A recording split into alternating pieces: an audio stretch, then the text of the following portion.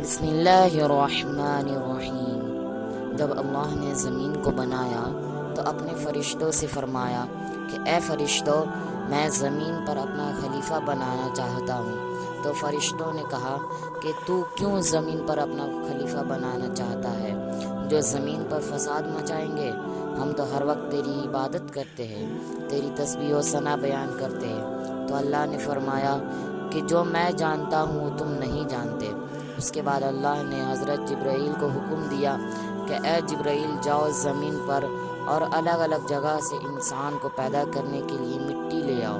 تو جب حضرت جبرائیل زمین پر مٹی لینے آئے تو مٹی رونے لگی اور کہنے لگی، مجھے نہ لے جاؤ، کیا پتہ میرے کتنے حصے جہنم میں ڈالے جائیں گے۔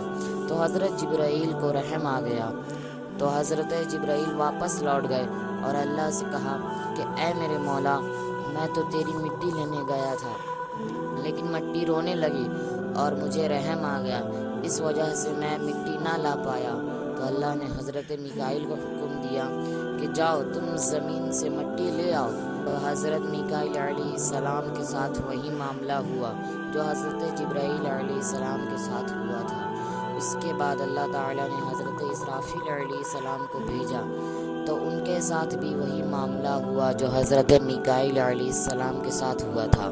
اس کے بعد اللہ نے حضرت اجرائیل علیہ السلام کو بھیجا تو جب حضرت اسرائیل علیہ السلام وہاں پہنچے تو مٹی رو کر فریاد کرنے لگی کہ مجھے نہ لے جایا جائے، لیکن حضرت اسرائیل نے ان کی ایک نہ سنی اور یہ کہا کہ مجھے میرے رب نے جو حکم دیا ہے وہ تو میں کر کے رہوں گا۔ اور پھر حضرت اسرائیل جب مٹی کو لے کر خدا کے یہاں حاضر ہوئے تو اللہ نے کہا کہ جب تم مٹی کو لے آئے ہو تو اب تم ہی اس مٹی سے بننے والے انسان کی روح بھی نکالو گے۔ اس کے بعد اللہ رب العزت نے مٹی سے حضرت آدم علیہ السلام کا پتلا بنایا اور اس پتلے پر 39 دن غم کی بارش اور 1 دن خوشی کی بارش کی۔ یہی وجہ ہے کہ انسان کا غم کا دن زیادہ اور خوشی کے دن کم رہتے ہیں۔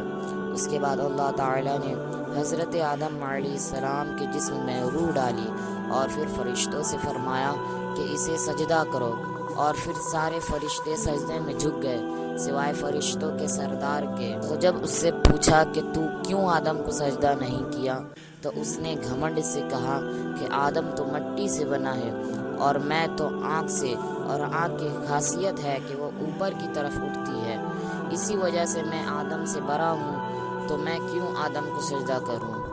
تو اس کی یہ بات اللہ کو ناگوار گزری اور اللہ نے اسے شیطان اور جہنم کا حقدار بنا دیا اور اسے جنت سے بھی نکال دیا۔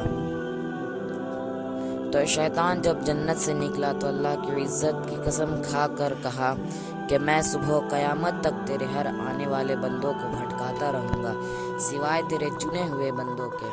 تو رب کائنات نے بھی خود کی عزت کی قسم کھا کر فرمایا کہ میرے بندے جب تک مجھ سے توبہ کرتے رہیں گے تب تک میں انہیں معاف کرتا رہوں گا۔ اس کے بعد اللہ تعالیٰ نے شیطان کو زمین پر پھینک دیا۔ کتنا بڑا عابد، عبادت گزار، فرشتوں کا سردار، کیسے تکبر کر کے کتنا بڑا شیطان بن گیا اور ہمارا دشمن، اور قرآن نے فرمایا کہ شیطان تمہارا کھلا دشمن ہے۔ اس واقعے سے ہمیں یہ سبق لینا چاہیے کہ ہمیں کبھی بھی تکبر نہیں کرنی چاہیے، ورنہ ہم کہاں سے کہاں چلے جاتے ہیں ہمیں بھی معلوم نہیں۔ اگر آپ کو یہ ویڈیو اچھی لگی ہے تو اس ویڈیو کو لائک شیئر ضرور کر دیں، اور چینل پر نئے ہیں تو چینل کو سبسکرائب ضرور کر دیں تاکہ ایسی مزید اسلامک ویڈیو آپ کے پاس